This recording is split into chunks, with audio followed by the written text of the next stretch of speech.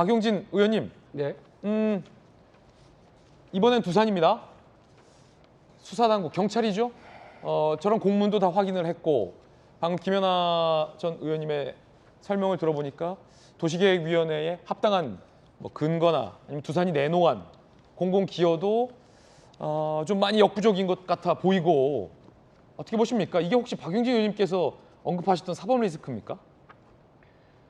두 가지를 지적을 하고 싶은데요. 첫 번째로는 왜 같은 경찰이 예. 같은 사안에 대해서 지난번에는 1차 수사 때는 그 혐의 없다, 그러니까 증거 불충분, 예. 불송치를 결정하고 그랬죠. 사건 성립되지 않는다 이렇게 한 거죠.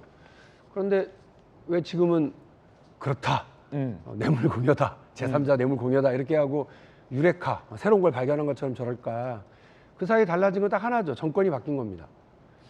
예전에도 우리가 좀 어이없었던 게 서해 공무원 피격 사건과 관련해서 해경이 똑같은 해경이 똑같은 국방부가 갑자기 이거는 문제가 있다 이러면서 이제 그 입장을 바꾸고 발표하고서는 자기들도 민망했던지 다 사퇴하겠다고 이제 그 사표를 제출하고 그러지 않았습니까? 그러니까 이것도 역시 정권이 바뀐 것밖에 없었어요. 그러니까 이 똑같은 경찰의 똑같은 수사에 대한 다른 결론.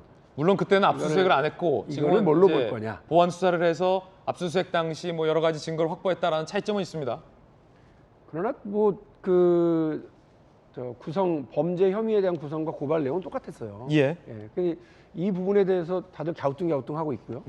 두 번째로는 글쎄요. 그러니까 우리 정혁진 변호사께서 이렇게 엄중하게 법전을 중심으로 법리적으로 말씀을 하시면 되게 무서운 범죄인데 예를 들어서 우리 이제 상식적으로 이제 얘기를 좀 진행을 해보면 어느 한 지자체가 이른바 반도체 공장을 유치하기 위해서 경쟁에 나섭니다. 우리는 부지를 더 싸게 내주겠습니다.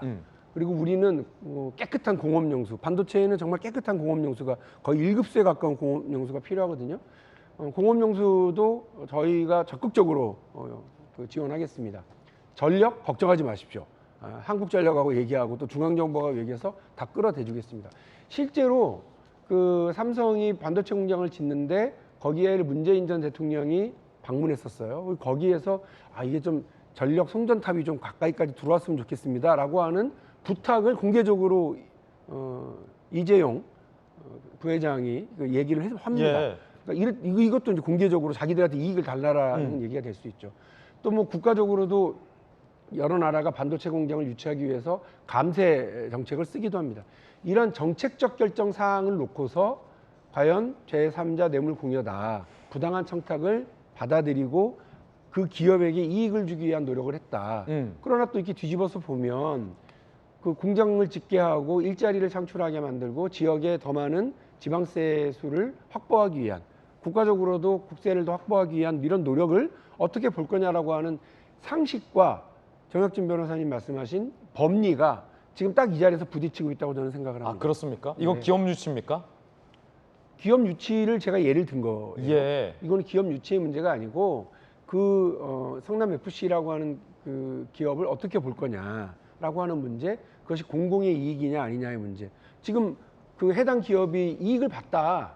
예를 들면 두산 쪽에서 큰 이익을 봤다라고 한다면 그러면 아까 제가 말씀드렸던 감세를 해주고 공장 부지를 좀 싸게 제공하고 공업용수와 전력을 적극적으로 하기 위해서 세금을 동원해서 그런 시설들을 완비하는 과정을 어떻게 볼 거냐라고 하는 상식적인 어떤 논리 제공을 지금 하고 있는 겁니다. 그 부분을 좀 비교해서 봐주시면 좋겠습니다. 성남 FC라는 공공 단체의 수익을 확보하기 위한, 기업으로부터 수익을 확보하기 위한 공적인 형태의 정책 결정이었다라는 말씀 같아요. 반면 국민의힘에서는 이건 단순한 기업 유치로 비교할 수 없다. 이재명 대표의 정치적 이익을 위해서 기업으로부터 청탁을 받은 것이다 라고 비판을 하고 있습니다. 그 가운데 수사당국은 검찰의 뇌물, 제3자 뇌물죄로 송치한 상황이고요. 누구 말이 맞는지는 재판까지 가봐야 법리적으로 인정할 수 있겠습니다만 여야 의견 조금 더 들어보겠습니다. 먼저 민주당의 김의겸 의원 주장입니다. 검찰은 추석 연휴를 겨냥해 이재명 죽이기 1편과 2편을 잇따라 내놓았습니다. 그러나 흥행에 실패하고 말았습니다. 그러자 이번에는 성남FC로 소재만 살짝 바꿔서 이재명 죽이기 3탄을 내놓았습니다. 반복되는 시나리오로 3탄을 찍는다고 새로운 게 나올 리가 없습니다. 정치 탄압만 골몰하는 윤석열 정부에 맞서 민주주의를 지켜내겠습니다. 민주당에서는 이것도 정치 탄압이다라고 주장하고 있습니다. 쌍방울도 문제없고 두산도 문제없다. 이재명 대표는 전혀 결백하다라는 주장입니다. 국민의힘은 어떻게 보고 있을까요? 들어보시죠. 민주당은 이재명과 손절할 수 있는 기회를 제발로 걷어찼습니다. 그 결과 정치인 개인의 정치적 인질로 전락하여 전쟁입니다 말 한마디에 정치적 옥새의 길로 가고 있는 것입니다. 이번에 선거법 위반으로 벌금 100만 원 이상이 나오면 의원직 박탈은 물론 민주당은 선거 보존 비용 434억 원을 반환해야 합니다. 그야말로 패당 망신입니다. 민주당의 주장과 달리 재수사를 통해 진실이 드러나고 있는 것입니다. 그럼에도 내가 잘못한 것이 또 있답니까? 라고 답변했습니다. 뻔뻔한 오리발 내밀기가 아닐 수 없습니다. 이 대표는 지금이라도 책임을 통감하고 진실을 밝혀야 할 것입니다.